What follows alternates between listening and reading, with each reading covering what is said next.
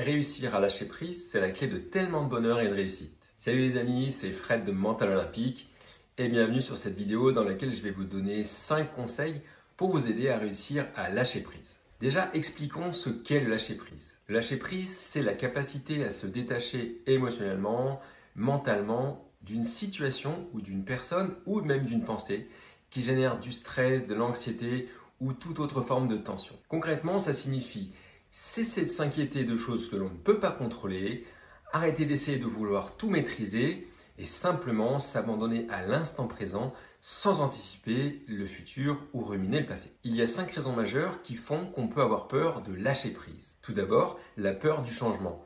Les gens pensent souvent que lâcher prise, ça veut dire perdre le contrôle et que ça entraîne des changements qu'ils ne pourront pas gérer. Deuxième, c'est le perfectionnisme, c'est-à-dire l'idée que tout devrait être parfait. Ça peut mener à une réticence au lâcher-prise, de peur que les choses ne se déroulent pas exactement comme prévu. En troisièmement, un manque de confiance en soi. Si on ne croit pas en sa capacité à gérer les imprévus ou les défis, l'idée de lâcher prise peut être terrifiante. Quatrième point, c'est l'attachement émotionnel. Dans les relations, le lâcher prise peut être vu comme un signe d'abandon ou de détachement, ce qui rend la tâche moins facile. Et la 5e raison, c'est l'incertitude. L'incertitude quant aux conséquences du changement. Maintenant, comme promis, je vous donne 5 conseils et astuces pour vous aider à réussir à lâcher prise et donc à avancer. Le premier, la peur du changement. Écoutez ce mantra. Le contrôle est une illusion, le changement est une constante. Prenons l'exemple d'une rivière.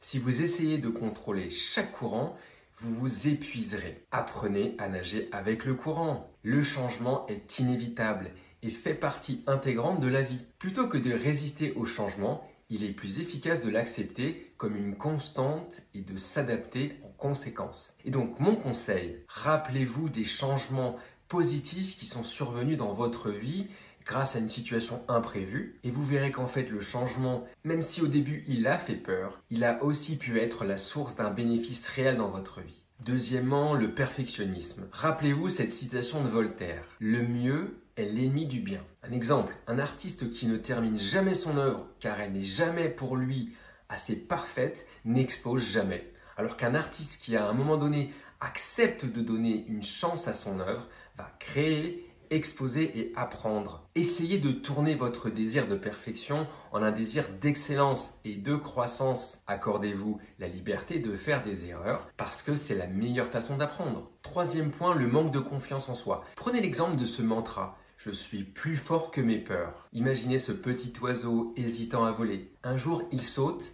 et découvre qu'il peut voler. Il avait toujours cette capacité en lui, mais ne le faisait pas jusqu'au jour où il a lâché prise. Il a essayé. Commencez par vous voir réussir.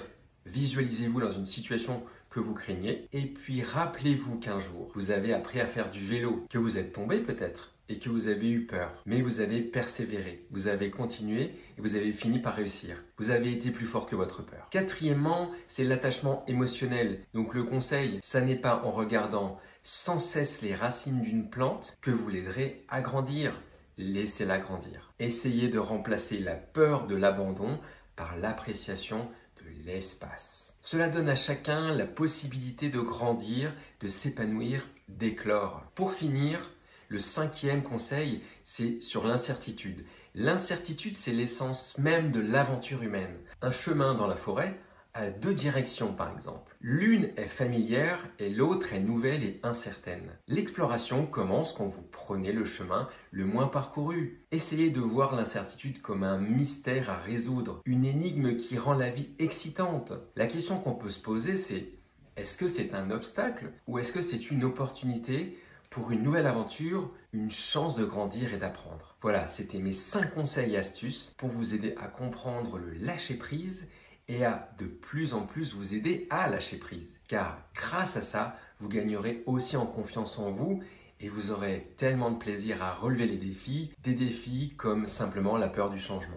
Rappelez-vous combien vous avez été fier à chaque fois que vous avez avancé et que vous avez réussi. N'oubliez pas qu'un tout petit pas reste un pas et que chaque pas compte pour avancer. Chaque fois que vous avez avancé, vous avez été fier de vous, alors continuez. N'hésitez pas à m'interroger dans la section des commentaires si vous avez des questions supplémentaires ou simplement besoin d'une séance de préparation mentale ou de coaching. Et si vous voulez aller plus loin, je vous ai préparé une séance de relaxation en hypnose ericksonienne pour vous aider à lâcher prise. Vous n'avez qu'à cliquer sur le lien jusque là au-dessus. Je vous souhaite une excellente journée et à très bientôt.